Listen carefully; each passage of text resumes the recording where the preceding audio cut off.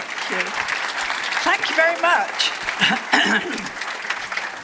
Thank you very much. Hello. Oh, well, it's very nice to see so many people here. A very warm welcome to everybody. I'm here to tell you about my new book. This is it. This is a painting of me on the front, which was done by Alex Chamberlain. And Alex Chamberlain is a very good artist, and he is putting together an exhibition called Veterans by a Veteran, because he was in the army, and he's doing a collection of portraits of people who have connections with the services. And because I was in the Air Force for 4 years, he approached me and asked if he could paint my portrait. And I thought that was a very nice idea. And so if anybody ever says to you, that Pam Ayers, she's no oil painting, you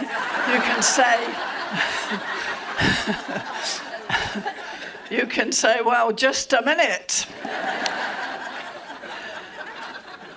This book is called Doggedly Onward, and A Life in Poems, because this is all my performance poems since I started to write them in the 70s.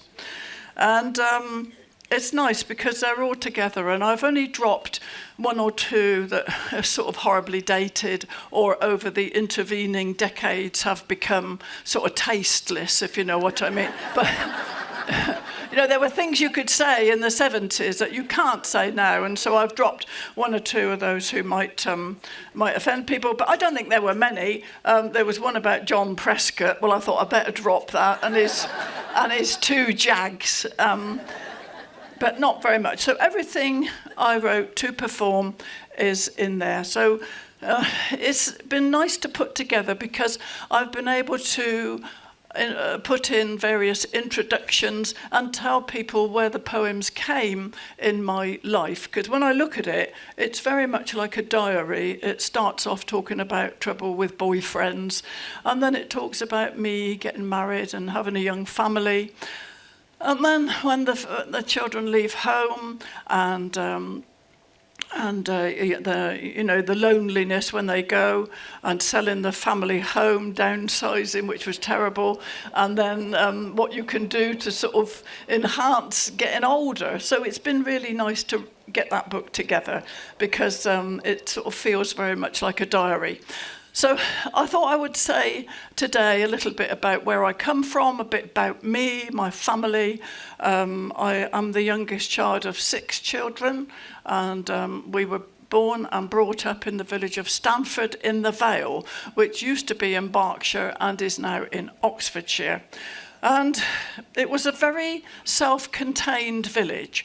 You know, nobody had to travel for anything, really. We had a post office and a butcher, lots of 2 grocery shops, 7 pubs we had, just everything you needed was there. And hardly anybody had a car. There were only 2 people who had cars. The butcher, Mr. Wentworth, he had a Jowett Javelin car. I hope you're impressed by my knowledge of that. And there was a young man who had a little Austin 7. But apart from that, nobody travelled. And so when people bang on about my accent, the thing is, my accent was nothing unusual in our village or in any of those villages in the Vale of the White Horse. Everybody spoke the same, and it was only when I left home and everybody started laughing when I said anything.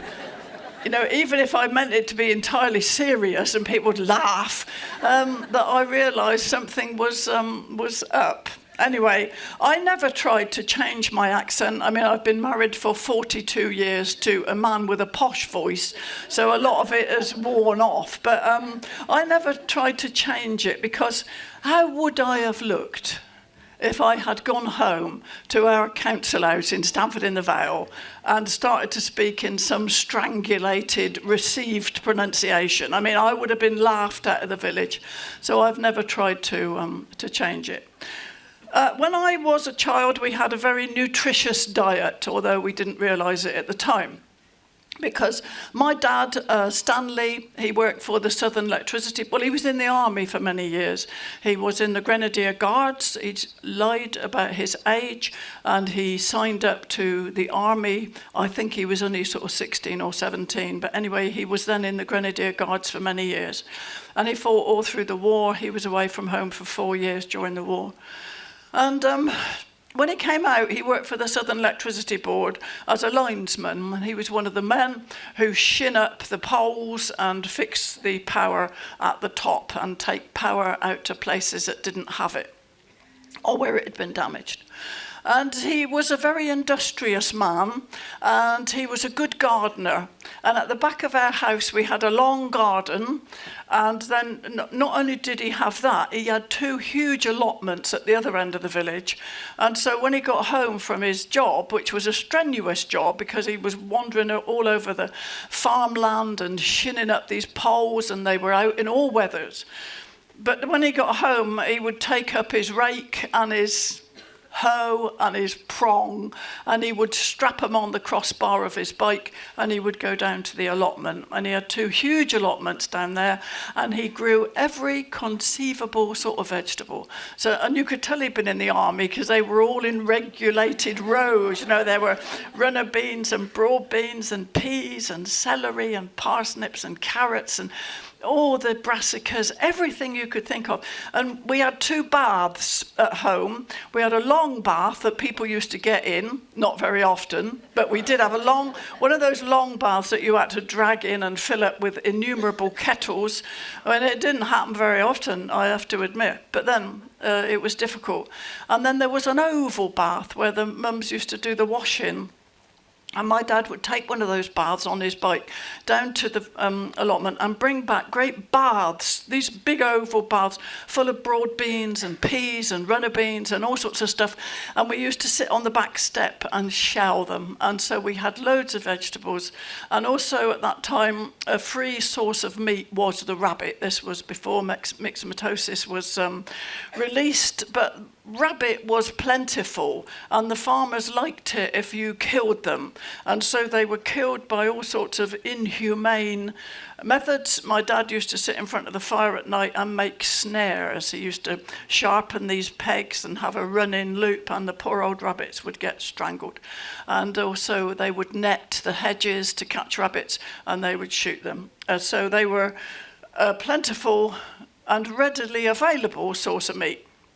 So so we had all this rabbit that Mum would cook up into lovely big stews, and we had all these vegetables that my dad used to grow, and there were 6 of us, 6 kids, and we all ate very well, and I never knew what it was to be hungry. I only just remember the end of rationing. I was born just after the war, and you had to give the lady the ration book.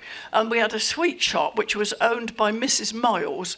And one day when I was very small, I went in to get some sweets, and I had to give her the ration book, and then she would cut the coupon out and give me the sweets in a small quantity. And I gave her the ration book, and she said, "We don't need this anymore, Pammy." And she gave me the ration book back. And I think that was about 1953. And then I bought a lot of sweets. But we didn't have a great deal of other meat. We had a lot of rabbit. And Mum used to buy from the butcher the cheaper sorts of meats, like shin of beef, which was very nice if you boiled it for the full 4 hours. You know, it was all right. But what she did used to buy a lot of from the butcher was suet. We didn't buy a lot of butter. I think butter was expensive, and we didn't have a lot of butter, but we did have a lot of suet. And Mum would go into the butcher and say, "Oh, I'd have a bit of suet, please, Bob." And he would turn to the carcasses which are hanging up at the back of the shop so that the blowflies had easy access, and he would reach into the body cavity of one of these carcasses and wrench forth a piece of suet, and it was a big sort of white lump of fat. And Mum would grate it up and put it into all sorts of different dishes, some of them sweet and some of them savoury. And we were also given it to chew, which when you think about it now, it's horrendous because it comes straight out of the dead animal, but we were given it like chewing gum. And no, it's true. You'd chew it and it would sort of coat the inside of your mouth in this horrible way. And so Anyway, it's true, though. We were given lumps of suet. Anyway, I don't want to think about that too much, no, but... And so the first poem I'd like to do is very old indeed.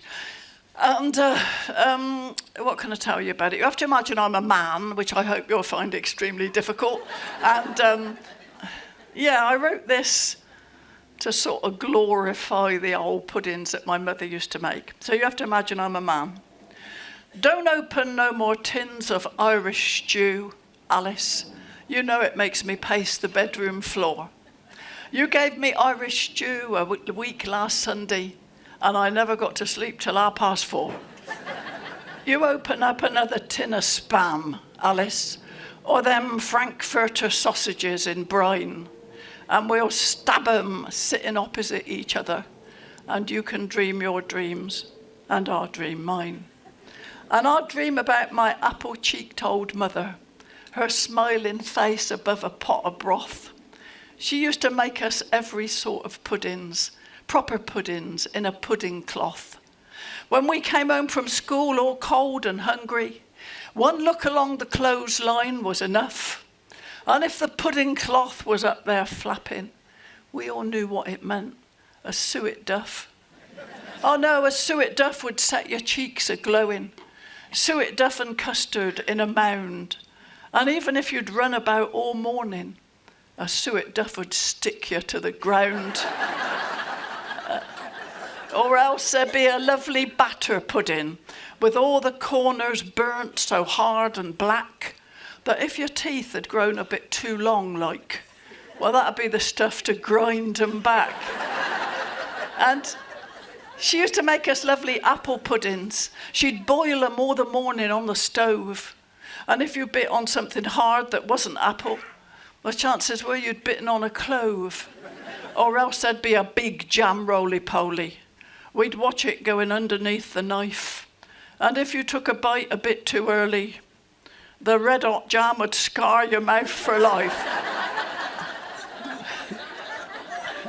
Oh, bring back the roly-poly pudding, bread and butter pudding, spotted dick, great big jugs filled up with yellow custard. Well, that's the sort of puddings I would pick.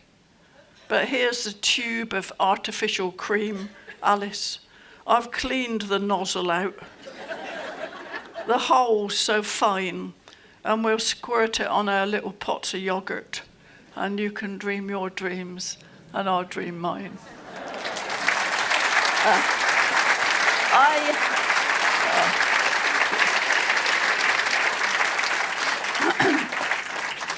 I never set out to be a poet. I never set out to be a poet at all. Nothing could have been further from my mind to be considered a poet. What I wanted to do, I wanted to be a performer. I wanted to be on stage and say things that made people laugh. That was what I wanted. And I couldn't find anything to say, not for years and years. I used to be in the school play and I joined various theatre groups and that, but I was always saying somebody else's words. And you'd always be offered something like Albert and the Lion, which just... everybody said that. I didn't want to say that. And I failed the 11 plus. And when I left school at 15, I applied for a job at the Atomic Energy Research Establishment at Harwell, this is true, as a canteen assistant because I wanted to earn some money. And although I was pretty gormless myself, there was no guidance, there was no guidance offered. I was very good at English at school, very good indeed, but I was no good at anything else. But nobody said, you're good at English, so perhaps you should follow this, that, or the other career path. You just sort of drifted, really, and a lot of the girls went to work on assembly lines in Cowley or press steel in Swindon. Anyway, I managed to pass the civil service exam, and I went to work at Didcot Depot, as it was then, as a clerical assistant. And they sent me on day release because I was 15. So that was, and I was able to get some GCEs just on my own. So it just shows you that the 11 plus wasn't a very good gauge of people's potential. Anyway, I hated my job as a clerical assistant. I hated and detested it because it was boring, and I had to fill in the same forms day in, day out in a huge office like a factory with one of those roofs, you know, this factory roof like that, and it was hot and everybody smoked, and you were in these under this great pall of cigarette smoke, and I hated it. And because 3 of my brothers had to do national service, I thought, I'm going to join up. I don't care. I'd seen 3 of my brothers go to interesting places at no cost to themselves. One had gone to Germany, he was in Berlin. The other one was in Cyprus. He sent back pictures of himself diving into the sea on Christmas morning. And my other brother was on aircraft carrier Eagle, and he went all around the world on an aircraft carrier. And I thought, blow this whole filling in forms all day, I'm going to join up. And 2 things had influenced my decision particularly. One was I was very much in love with a Welshman, and he left. He went to work in the brick kilns of Bedford, and I missed him and I adored him. He didn't really rate me, I don't think. But anyway, I did love him. The only trouble was he was about half my height. So, and I wrote him a song. Oh, cling to me, Nigel, oh, cling to me, do. There's only one man that I love, and it's you. You're handsome and charming, exactly my sort. My only regret is you're 2 feet too short. So anyway,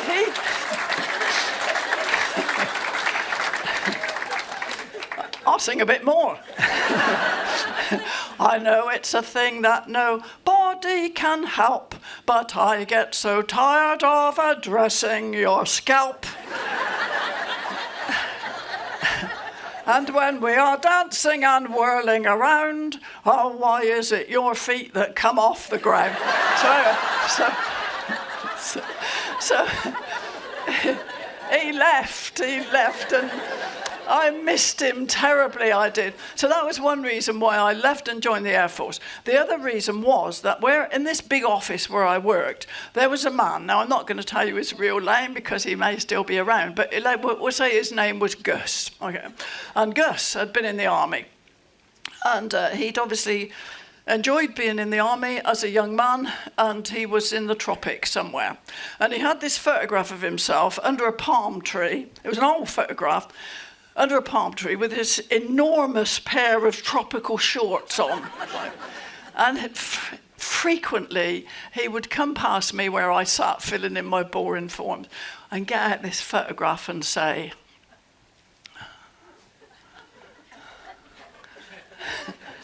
I bet you would have fancied me then, wouldn't you? Hey? I bet I would have swept you off your feet then, wouldn't I? And I used to think, in your dreams, mush, push on. And so for these 2 reasons and everything else, I left and I joined the Air Force. I went to Reading and I signed on because I liked the uniform. I thought the uniform was very glamorous. And I signed on, and the man who offered me the forms to sign on with was called Sergeant Cooper. And I have been looking for him ever since with the bread knife, as a matter of fact, because he put me into a drawing office, and a drawing office was no good to me because I'm not very good at maths at all, and it was a job centred on maths, and I couldn't do it. So that was miserable again because I was filling in forms. But the great thing was, the terrific thing about that was that the Air Force doesn't like you to be bored, and it offers you all manner of facilities. There's sports, all manner of sports. There were, if you were a performer, as I longed to be, there were choirs and folk clubs and theatre clubs. And I was very lucky because I was posted to the Far East. I was posted to a place called RAF Seletar in Singapore. And there they had this magnificent theatre, and I adored it. And I used to go there every night. And every Friday night, they would have a club night, and people would get on the stage and do something, just the members of the clubs, just as long as it was entertaining, it didn't matter what it was. And I used to sit in the audience and long to get on the stage and do something. I couldn't find anything to say that other people had written. Now, at the same time, I had a new boyfriend, and he had an irritating mannerism. No, he did. He had a very, very irritating mannerism indeed, in that whatever you said to him, and it didn't matter what it was, he would begin his reply by saying, well, this is the thing, you see. Right. And it didn't matter if you said, I have won £1 million on the premium bonds, or I have got bubonic plague in both legs. The reply would be the same. He'd say, well, this is the thing, you see, before he went on to give his answer. And it sort of stuck in my mind, this repeated phrase. And so I thought I would write a daft poem with no intention of it ever being considered a poem, but something to make people laugh. And this is the first performance poem I ever wrote, and I wrote it for that club night in Singapore in the 60s. It goes like this. Well, I got up in the morning, like you would, and I cooked a bit of breakfast, like you would. But at the door I stopped, for a message had been dropped, and I picked it up and read it, like you would. Oh, blimey, I said. This is good. Have a read of this, like you would.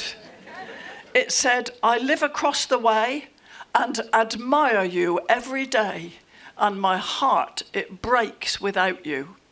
Well, it would. It said, I'd buy you furs and jewels if I could. And I go along with that. I think he should. It said, meet me in the park when it's good and dark, and so my wife won't see. I'll wear an hood. I blushed with shame and horror, like you would, that a man could ask me that as if I would.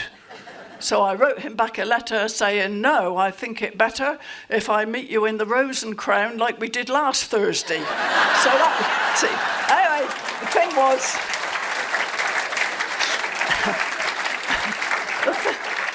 the thing was, people laughed. People laughed at something I had written, and I was ecstatic, and I felt as though I'd found a way in, that I had found a way to try and be funny with what I had written myself. So when I came out of the Air Force, I'll tell you a little bit about my appearance as a teenager, because I was a very good-looking woman, and it was in the era of Dusty Springfield. And we used to try and copy Dusty Springfield's appearance. And in order to do this, you would backcomb your hair. So you'd section the top part, and then you'd get a thin section, you backcomb that and spread it out and spray it with lacquer. And then you get the next section, you backcomb that and spread it out. So in the end, you had an enormous cone on top of your head. And then we had, as an added refinement, you could buy a product called Bandbox, which was a cheap, harsh dye, and we used to spray that in front of our hair, and so that gave it the texture and appearance of straw. And so I was a woman of remarkable appearance, shall we say. And we all used to knit. Nobody ever bought a woolen jumper of any kind. You would knit it. And you could go to the wool shops. There were wool shops in every town, and buy a yarn that you liked the look of and the pattern, and then you would knit it. And we all did that. And or if you didn't have much money, you could send to the woolen mills in the north, and they would send you a card with a fringe of different yarns, and at the top would be lovely luxurious yarns like mohair and lovely flecked yarns, and at the bottom it would be sort of cheap and string-like if you couldn't afford much else. And I used to knit lots of garments for myself, and most of them were it was obvious with most of them that I had sacrificed care for time because I couldn't wait to get it on my back. And so I used to knit the fronts of a cardigan the correct length, and then I'd lose patience with the back. So, so you knew it was me walking around Wantage because I'd have this tremendous cone on top of my head, and I keep pulling down this jumper at the back. And one of my very popular poems in the early days, because everybody used to knit, I'll just give you a little bit of this one, which was, I had this idea for telling a story, a sad story, against somebody knitting. I had a lovely boyfriend, knit one, purl one. I had him for a long time, cast on for the back. I had him all the summer, loved him, cuddled him, push it up the knitting pin and gather up the slack. So, anyway,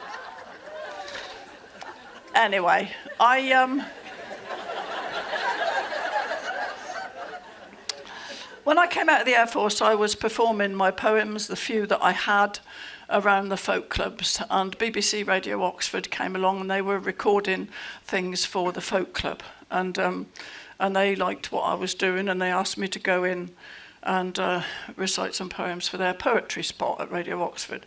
So that was lovely, and they were very kind to me when I had no confidence, and they gave me a deadline of 6 months to write, more poems. And so I'm tremendously grateful to Opportunity Knocks. No, not Opportunity Knocks, no, to Radio Oxford. And then I went on Opportunity Knocks. And that was terrific at first. That was marvellous at first, because I went for this audition in Birmingham. And I thought, see, when I was on Radio Oxford, people kept asking me for copies of my poems. I'd written I Wish I Looked After Me Teeth and various others. And people kept saying, where can we buy a copy? And I wrote a little booklet. I typed it myself, and I drew the pictures. And I wasn't brave at all, but I took it round the bookshops. I took it into the bookshop in Burford and in Witney, and I said, there were all these wonderful, well-produced volumes, and I had this cheap-looking little pamphlet, and I said, would you mind selling my poems? I've got a spot on Radio Oxford. And it was so hard, because I'm not pushy, and nobody sent me away. Everybody said, well, we'll have 1 or 2 on sale or return, Then it was lovely. The book trade were very supportive of me, even at that early stage. Anyway, then, because I sold 7,000 of these little pamphlets on my own, I started to feel curious about how far I could take it, because at that time I was doing another secretarial job. I had to taught myself shorthand, and so I was a shorthand typist, and I was bored with that as well, because I worked for the engineer and I was having to write about guttering and duck boards and all that sort of stuff. And I had nothing to offer it, and yet I could see that I had sold 7,000 copies of my poems. So I thought, I'll go for the audition for Opportunity Knocks, and then if they give me the thumbs down, I'll know that, it's not going anywhere and I can forget all about it. Anyway, I went for the audition. There was a big sign up in this ballroom in a Birmingham hotel, and it said, it said, only successful candidates will be notified by letter. All right, so it was pretty firm. That was to stop you going up and asking the judges what they thought of your act. Anyway, so I went up to the microphone and I did I Wish I Looked After Me Teeth, and I did a poem about a parrot, and the director came over to me and he said, who writes this stuff? I was hoping he'd say, what works of genius are these? But he didn't say that. He said, who writes this stuff? I said, I do. He said, you are certainly on the programme. There's a great big sign up saying only successful candidates.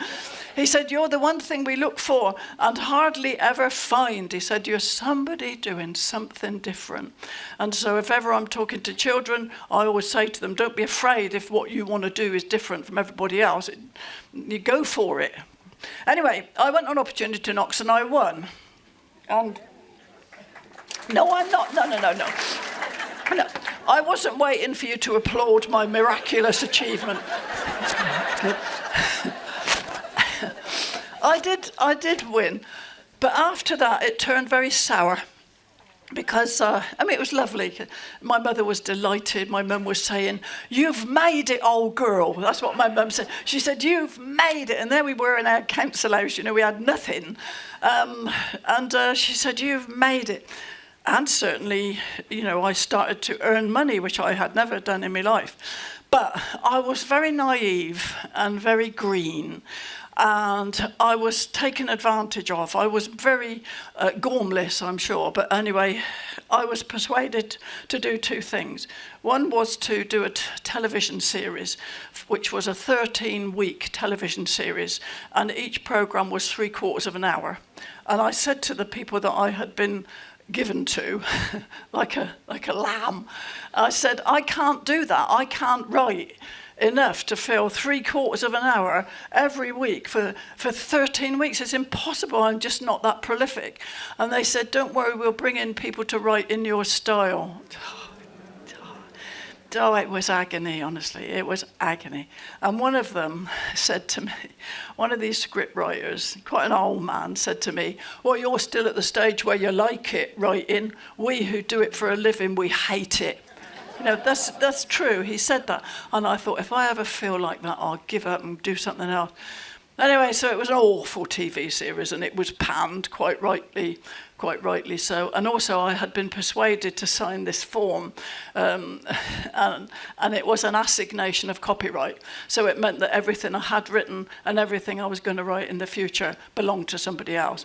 And that was heartbreaking. I took this form to a solicitor, and he said, "This is shutting the stable door after the horses bolted," he said.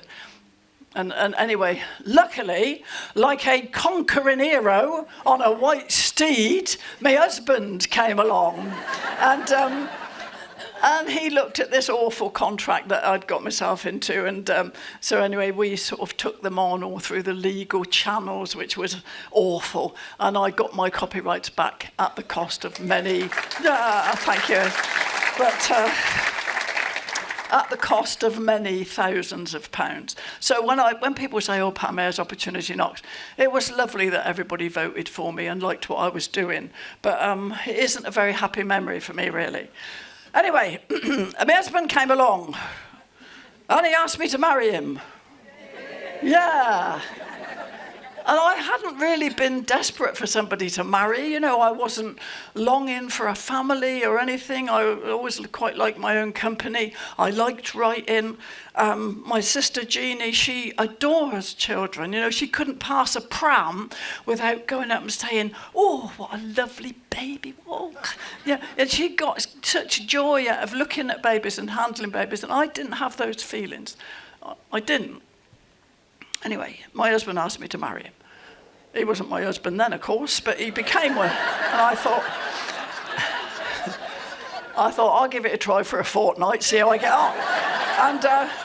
And so my next poem is the one about the matrimonial bed. I'll just have a quick drink before I do this.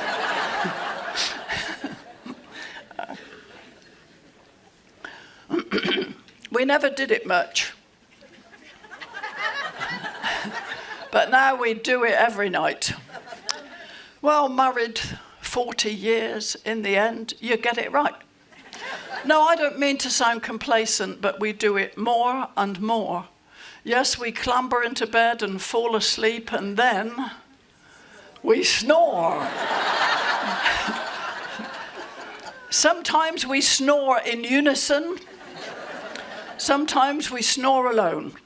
I'm a soprano snorer, and he's a baritone. And it never gets monotonous. Each night a different sort. Some finish with a gargle. Others finish with a snort. Well, I only snore a bit, but once I couldn't snore at all. I suppose when I get going, you could hear me down the hall. But my husband is remarkable. His snoring is so loud that beneath our bedroom window he's attracting quite a crowd. Look. It's true, he is phenomenal. And some nights when he snores, me glass of water travels right across the chest of drawers. And if he adds a flourish like a splutter, shout or cough, I've seen the glass of water jump a mile and topple off. Now, I could dance across the bedroom wearing just a feather boa. He would still lie flat upon his back and snore like Krakatoa. So let's hear it for the snorers now, wherever they may dwell. Just lie back and enjoy. Good night. Sweet dreams, my friends. Sleep well. No, I haven't finished yet. Okay, so.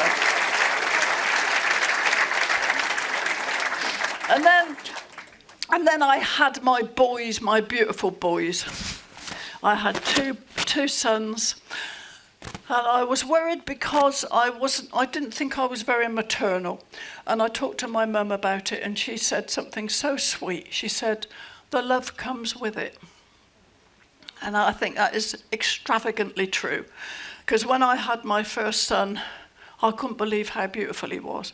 He had a little bit of hair, and he was late, so he'd filled out. You know, he wasn't a wrinkled little baby. He was plumptious and beautiful.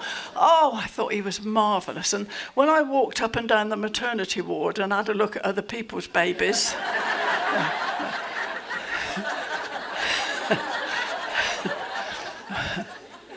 my baby's eyes are bluer than yours. He's got much more hair and he's stronger. Oh, he's ever so bright and he sleeps through the night. And of our two, I'd say mine is longer. I swear it's the truth. Mine is cutting a tooth. And he's obviously going to be tall. So it's hard to explain now I've looked at your Wayne.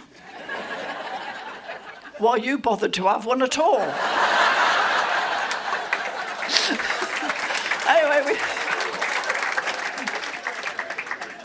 Anyway, I used to be very fastidious. I used to be very fastidious in a stupid way.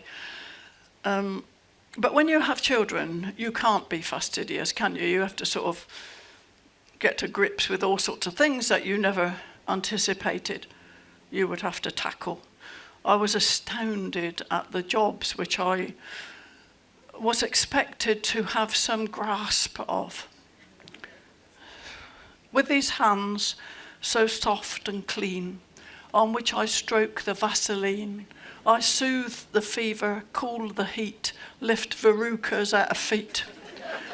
I slap the plasters on the knees, dig the garden, prune the trees, and if it doesn't work at all, I throw the mower at the wall. With these hands, I crack the eggs, floss me teeth, shave me legs, write the checks, count the fivers, make rude signs at piggish drivers. I clean the goldfish, light the fires, pump up half a dozen tires, feed the hamster, worm the dog, and decorate the Yuletide log. With these hands, I block the lens when taking photos of me friends. See, this is Mary, this is Fred, see their eyeballs all gone red. And with them I gesticulate. I wag a finger, say, you're late. I throw them up, say, don't ask me. And what's that in your hand? Let's see. With these hands, I fondly make a Brontosaurus birthday cake. I'm sorry for the state it's in, but half of it's stuck in the tin. I pop the corn, I pick the mix, I whack the cricket ball for 6. I organise the party game and clean up things too vile to name. No pair of jeans do I refuse, no Levi's, Wranglers or FUs. I wash 'em fast, I mend 'em quick. I sew through denim hard and thick. There's no repair job makes me frown. I take 'em up, I let 'em down.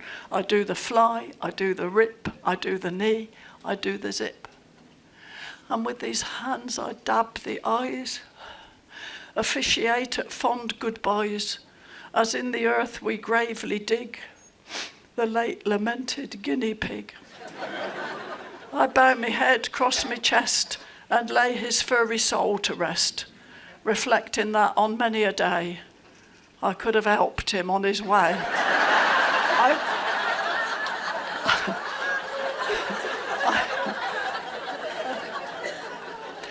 I greet the folk who bang the door. I fill the mouths that shout for more. I scrape the trainers free of muck, gut the fish and stuff the duck.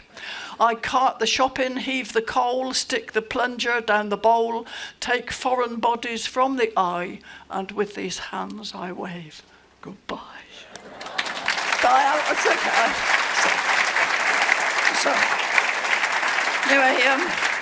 Anyway,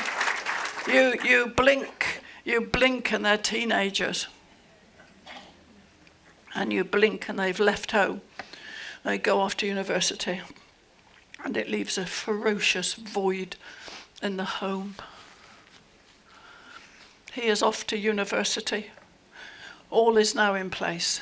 There is fear, anticipation, and excitement in his face. An overstuffed, enormous bag and rucksack in the hall, and a ghastly leaden feeling like the ending of it all. I cannot let it show, this selfish aching in my heart, for the sweet, chaotic years in which you played the major part. I am fearful of the emptiness when you depart the room, and silence settles round us like the stillness of a tomb. At your bedroom door, I used to stand and shake my head.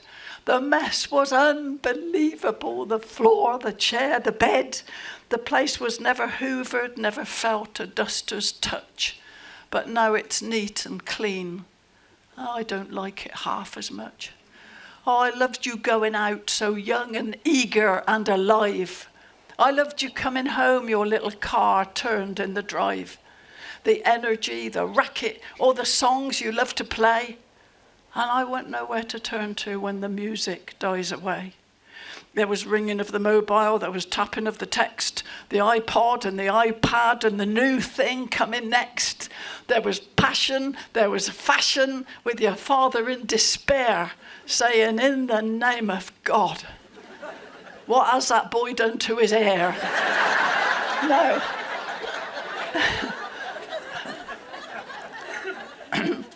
Now parents realise that all between them which has dwindled may be resuscitated and romantically rekindled.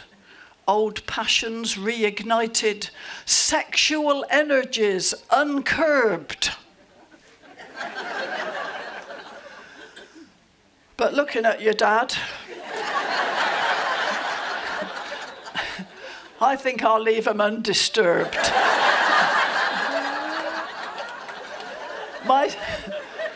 My son is ready, independent, eager, fit. He has to go. He must take his chances now. I know. He may make so many friends. He may be having such a ball. It may all be so exciting that he won't come home at all. And I am looking at a life that seems so drained of all its colour. The life is gone from us. We are older. We are duller. Now when people ask us, we'll show photographs and say, our son's at university. That's right. He lives away. So, okay, now then. So, that was a bit sad, wasn't it? That was a bit sad, but I don't make you feel sad. I'm learning to play the piano. Yeah, because I have been writing a musical review with George Fenton. Now, George Fenton wrote all the music for Blue Planet and innumerable films. And I was asked to write the lyrics for a school's version of Peter Pan in 2019. And I really enjoyed it because I wasn't having to write about the kind of things that I usually write about. You know, I was writing for a pirate and a crocodile and a swashbuckling, pirates and fairies and mermaids, and I absolutely loved it. And then I met George, and I always had this idea for a show of some kind about living in the country. But so often when you see the country depicted, it's a sort of rosy view, and it's all flowers and babbling brooks and little piglets trotting along to stupid music. And because I've lived in the countryside all my life, I'm more aware, I think, of the undercurrents And so, anyway, George and I, we got together and we've written this review called Who Are You Calling Vermin? Which is about I don't like the term vermin because at a stroke, it condemns a whole swathe of our wildlife to be considered worthless. And I don't think they are worthless. Anyway, so we've written this musical, and I'll just do you a little piece from it. This is a rap. I'm sorry, I've got a bit of a cold today, as you can probably tell. I have to keep coughing. Well, I ain't too clever and I ain't too smart and I maybe ain't a critter with a great big heart, but I know what's fiction and I know what's fact, and I know that the odds are against me stacked. 2, 3, 4. Well, I might take a rabbit and I might take a hen, 'cause a fox gets hungry in his cold old den and his ribs stand proud and his sides feel hollow if a fox... Sorry. I haven't said this for weeks. I should have practiced. No. Well, I might take a rabbit and I might take a hen, 'cause a fox gets hungry in his cold old den and his ribs stand proud and his sides feel hollow. If a chicken goes walkies, well, a fox might follow. 2, 3, 4. Well, a fox might follow and a fox might pounce with a flourish of his tail and a swagger and a flounce. And he might lope away with his face well greased and share with the vixen a midnight feast. But the huntsman comes with the hounds and the horn, and the hounds all baying on a frost-cold morn, and a fox must run till his will is crushed, and hell breaks loose in the woodland hushed.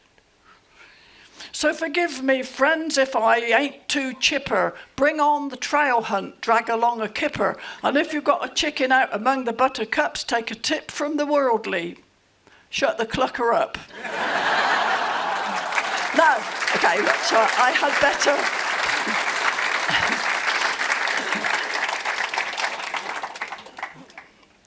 My husband comes from a posher family than me, and I don't say that in any derogatory way. But his mother was a very nice lady, and she was very good at dinner parties. And she used to put on lovely dinner parties. And when I first got married, and subsequently as well, if I'm honest, I have tried to sort of do nice, smart dinner parties. And usually it sort of turns out like this. I better make this my last poem, because then we'll have a little question and answer, because I think I've rather used up my time, which is a shame, because I like talking to you. It seemed like such a good idea, a flash of inspiration, to hold a dinner party. Yes, out went the invitations. A proper dinner party too, traditional and smart, with all my oldest, dearest friends, the darlings of my heart. We'd clear the dining table of each dog-eared magazine. We'd dust around the skirting board, the place would be pristine. We'd pick up all the clutter, drive the hoover around the floor, and see again our carpet after 18 months or more. Oh, I'd plan a lovely menu, 7 courses at the least, an absolute abundance, an ambrosia, a feast, with table linen matching and the candles burning bright. What a celebration, what a banquet, what a night.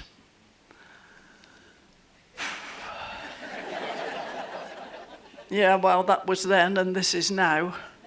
And one thing's very clear. I can't imagine why I thought this was a good idea. Today's the day, tonight's the night, they'll be here in an hour. I'm absolutely shattered and I haven't had a shower. I haven't chilled the wine or put the nibbles in a bowl. I found my silver cutlery, it's all as black as coal. I haven't found the candles, we are making do with these. One's a stump and one is bent at 45 degrees.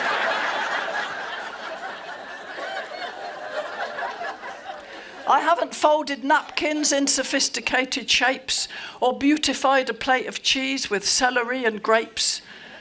I haven't spent the morning on a floral centerpiece and I'm skidding round the kitchen floor on half an inch of grease. My husband's disappeared. I don't know where he's hiding now. He hasn't helped at all. We've had a monumental row. I don't know where the day has gone, and I am filled with dread. Forget the conversation. I just want to go to bed. The guests I thought were witty, their attractiveness has palled. The men once so enticing, now they're boring and they're bald. The women all are shadows of their former vibrant selves. They're all in sizes 24, they used to be in 12s.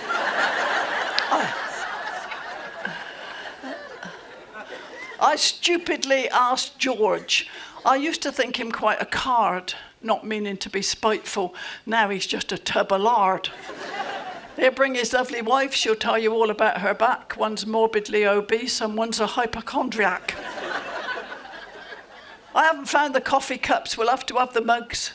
The crumble's looking soggy and the kale was full of slugs. The meat is a disaster, undercooked and full of blood. The dog's pooed on the carpet. And I haven't done the spuds. I thought I'd like to do this, but I don't know where to start. I thought I'd like to see them, but I've had a change of heart. They're old recycled stories and voracious appetites. Forget the darlings of my heart, they're all a bunch of shites.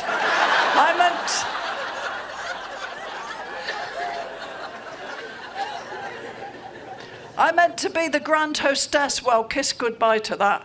I haven't changed me frock. I smell attractively of fat. I've done my best. It's all gone west. I've ruined all the grub. Too late. Here come the bastards now. Let's all go down the pub. Thank you very much.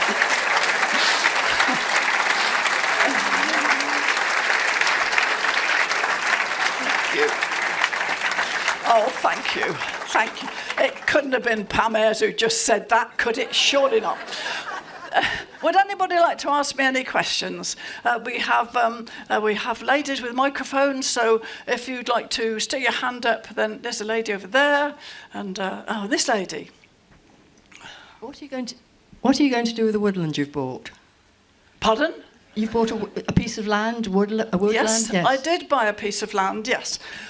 And being serious, I will just explain why I bought a piece of land. Because when I was a child in Stamford-in-the-Vale, there was wildlife all around me, and there were water voles in all the brooks, all the rivers, everywhere. You'd walk along and you'd hear the plop as the little water voles went into the water. And in the water there would be sticklebacks and minnows, and there would be caddis flies in little tubes, and the right time of year there'd be thousands of mayflies, and my brothers used to catch crayfish on a bicycle wheel. They used to put old guts from a rabbit on the middle of a bicycle wheel, drop it into the river, and they'd pull it out minutes later, and it would be heaped with crayfish, native crayfish. And if you went into the hay meadows, you would see dragonflies and butterflies and grasshoppers and all manner of life. And every spring you would hear the cuckoo, and there would be thousands upon thousands of swifts and swallows, and little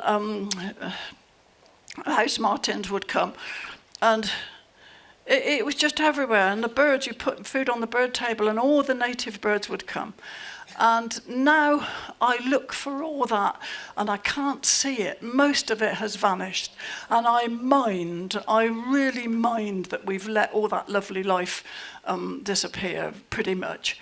And so I thought one small thing I could do. My friend who used to have cattle, she was selling her piece of land. It was 22 acres of land, and I bought it, and it's a 4-acre wood, and a wildflower meadow which has got bee orchids in it and all manner of other orchids, and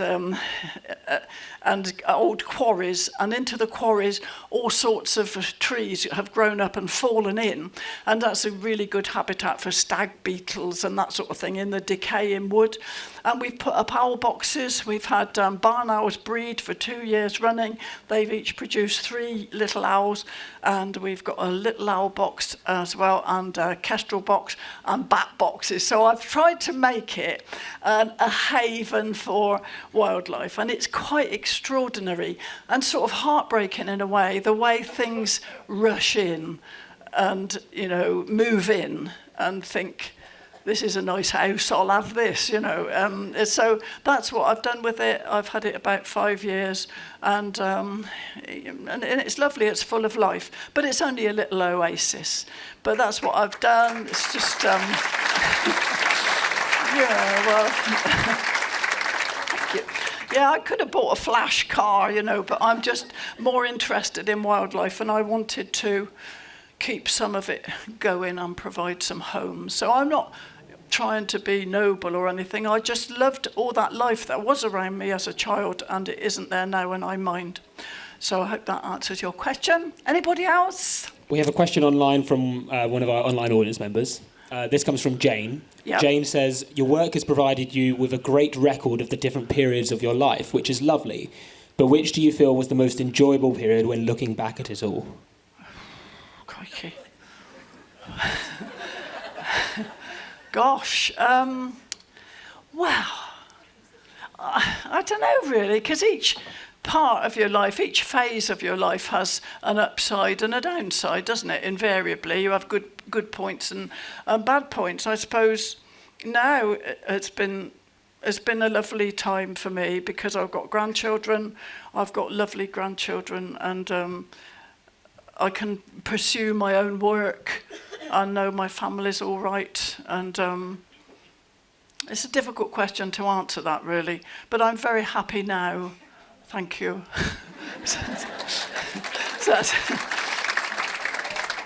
Have you met my little grandson? No, I didn't think you had. Who's he like? Well, some have said he's rather like his dad, and there are family resemblances that people claim to see, but anyone with half a brain can see he looks like me. My grandson's walking now, and he can nearly climb the fence. But then, my father was athletic. No, he ran in all the track events. The trophies on his mantelpiece, well, some of them were whoppers. Yeah, my old dad could run like hell. You ask the local coppers. My grandson's very beautiful, with gorgeous eyes that shine. Cornflower blue and frank and true. Uncannily, like mine. Oh, he is absolute perfection. See his photo on the shelf. Each time I glance across, it's just like looking at myself. And though the old must fall away, I see a vision clear. At my grandson's great achievements, I am sure that you will hear. As he steps up for the Nobel Prize, this genius of a man, a voice beneath the daisies say, he gets it from his gran.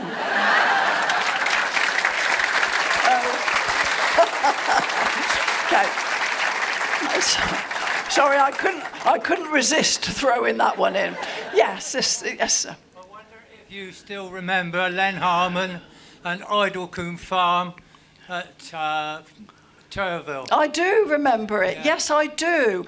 This was a folk club, wasn't it? Absolutely, yeah. And it was actually in the cowshed, so there you were, and there were the cows, and he had all car seats, didn't he? He had old car seats you could sit on, and you were all in the cowshed, and then they'd all sing, and it was good. I loved it, actually. I loved it, and I do remember it, yes. Anybody else? We've got some people over here. I just asked my husband. Yes.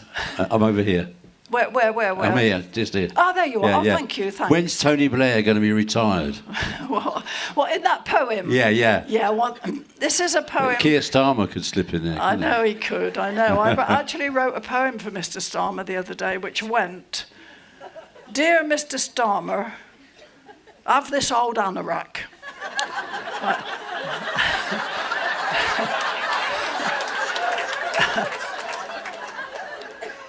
isn't very glamorous, but I don't want it back. I like to help the needy, but glasses have I none. But have this pair of hearing aids. I've got another one to help you hear the chattering in winter weather cruel, the teeth of chilly pensioners without their winter fuel.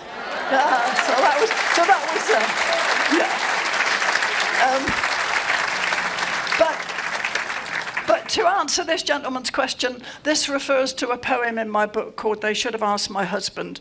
And it's got a verse in it which I always update. If I was performing it, I would put in Mr. Starmer, and but it's crystallised at Tony Blair and Yasser Arafat, which were topical at the time I wrote it. But I never say that. I always update it every time I perform it. So that answers your question. Tony Blair's pensioned off. Yes. Anybody else? Is there someone here? I was wondering. Thank you. I wonder what your approach to writing is. Do you have a routine? Do you get up every day and work for a certain number of hours? I like to write in the mornings or late at night. I've got more energy in the mornings, especially now I'm older, and I like to write from about 10 to about 2 on a perfect day, or else late at night when it's quiet and nobody wants me for anything. So yeah, the afternoons, I'm not much good in the afternoons, but 10 till 2 is a good time for me. Okay, anybody else? I was wondering what inspired you to write the platypus poem. Oh, the platypus poem. I wrote that because when I first went to Australia, people knew that I liked animals, and I was invited to go to a place called the Healesville Sanctuary near Melbourne. And the Healesville Sanctuary at that time wasn't very nice. The animals were all in cages, in barren cages, and they had a duck-billed platypus in a glass tank on legs, like a coffin, like a glass coffin. And the platypus is very shy. The platypus hides away. It's a nocturnal creature, so it must have been agony for it to be in this glass tank. Anyway, there was a platypus, and it was swimming up and down, and so you could get a really good look at it, and you could see what an extraordinary combination of things it was, in terms of its makeup, and so that's why I wrote it. Would you like to hear it? I'm probably running out of time. Would you like me to do the blow? Okay, this was very popular in Australia, because I have found if you go to another country, the people there really appreciate it if you write something for them. You don't do the same old stuff you do everywhere else. If you've written something specifically for them, they really like it. So this is a duck-billed platypus. The duck-billed platypus, small aquatic friend, made from the pieces God had over at the end. According to his reckoning, he'd not been wrong before. He hadn't made enough, he needed one mammal more. So he looked in all the corners of his cupboard, large and bare, a little foot here and a little nose there, a scrap of fur, a feather, nothing anyone would miss. And God said, "Oh, good God, yes, what can I make out of this?" There was a funny flat tail and a great enormous beak which had lain in the cupboard for a year and a week, 4 webbed feet in the manner of a duck, and hanging on the peg a furry overcoat for luck. Well, the turn of the platypus came to be fitted. God sat him down and he honestly admitted that the finished platypus might appear a little odd, but look on the bright side of it, said God. You can swim in the river, you can paddle in the creek, you can tackle anybody with a great big beak. There's a tail for a rudder or alternatively legs, and by way of consolation, you got babies and eggs. So God took all the pieces into workshop 1, and there he told the men the kind of thing he wanted done. The carpenter and plumber stroked the platypus's neck and said, "Well, don't upset him, he can't run, but he can peck." So the platypus was made, and his beak was firmly rooted, and God found him a home where he would not be persecuted. They wrapped him up and sent him with his tail neatly furled in a brown paper parcel marked Australia, the world. Okay. I've got to just do. Thank you. We do. Thank you. I got to wind up now, but I have one more question, and then we'll have to pack up. Sadly, one more. Anybody got a question? There's a lady here. I've got a microphone, but I'll use my voice. If that's Oh, okay. well. Thank you. Pam, your poems are so humorous, and I just wondered, do the ideas flow spontaneously, or do you have to work at them, particularly in respect of the rhyme? Oh, yes, I do work at them very hard because you need to find the right word with the right stress on the right syllable. And so, although it looks sort of easy, and I hope it looks easy, it's like a big jigsaw, really, and the process of fitting it together takes me a long time. Yeah, because you want the things to finish with a sort of flourish, and you can only get that if you use the right word with the stress on the right syllable. So yeah, it does take me ages, but I love doing it. It's great.